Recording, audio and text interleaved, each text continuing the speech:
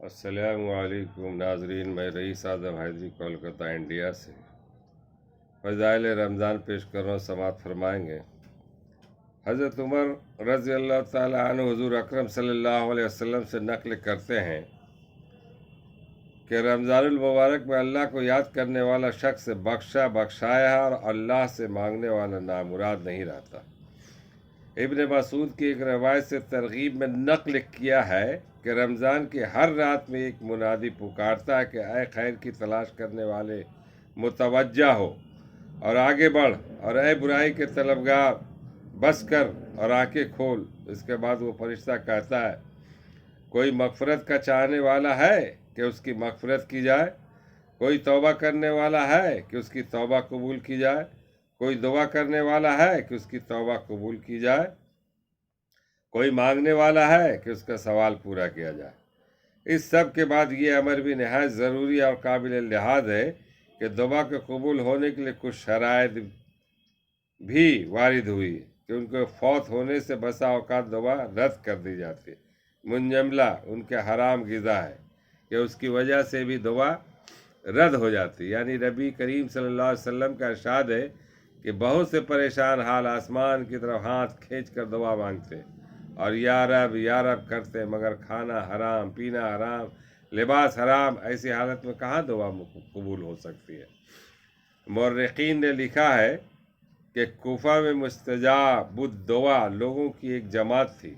جب کوئی حاکم ان پر مسلط ہوتا تو اس کے لیے بد دعا کرتے اور وہ ہلاک ہو جاتا۔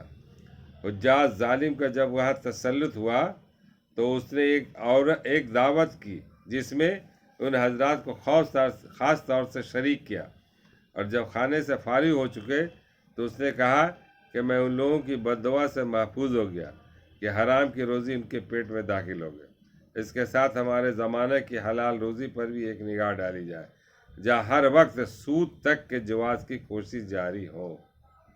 ملازمین رشوت کو اور تاجر دھوکہ دینے کو بہتر سمجھتے ہیں۔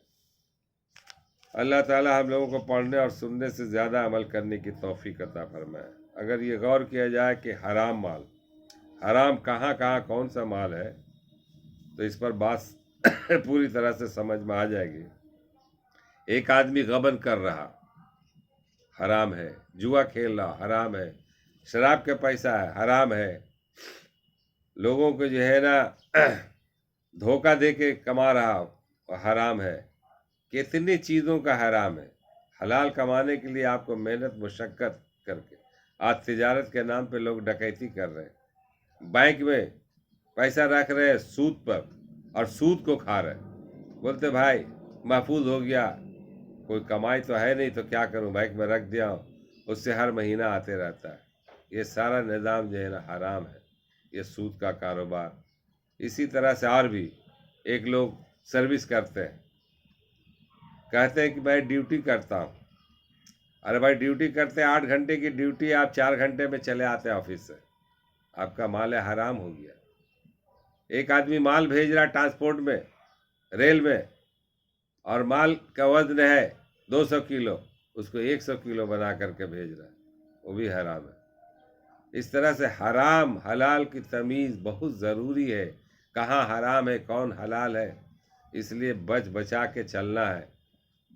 یہ زندگی اللہ نے جو دی ہے بہت قیمتی زندگی، اس کے بدل میں جو انعام ہے، آپ حلال مال کھا کے عبادت کر کے جو جائیں گے جنت کے اندر، جو آپ تو جنت کے جو آپ کے لیے انتظام ہے جنت میں، وہاں ہر قسم کے میوہ پھل فروٹ، سونے کے تکیا، بچھونا، اور اس کے بعد دودھ کی نہریں، یہ ساری چیزیں آپ کے پاس آتے رہیں گے، آرام سے آپ کھائے رہیں گے، آرام سے پیتے رہے، وہاں کوئی ٹینشن نہیں۔ یہ سب کب ملے گا؟ جب آپ حلال کھا کر کے عبادت کریں گے، تو حلال کھانے پر آپ کی عبادت بھی قبول نہیں۔ اللہ تعالیٰ حلال کھانے پر، حرام کھانے پر آپ کی عبادت بھی قبول نہیں۔ اللہ تعالیٰ ہم لوگوں کو پڑھنے اور سننے سے زیادہ عمل کرنے کی توفیق عطا فرمائے۔ شاید کو تر جائے تیرے دل میں میری بات، میں رئیس اعظم حیدری اس ویڈیو کو دور دور تک پھیلائے، یہ بھی ایک صدقہ جاریہ ہے۔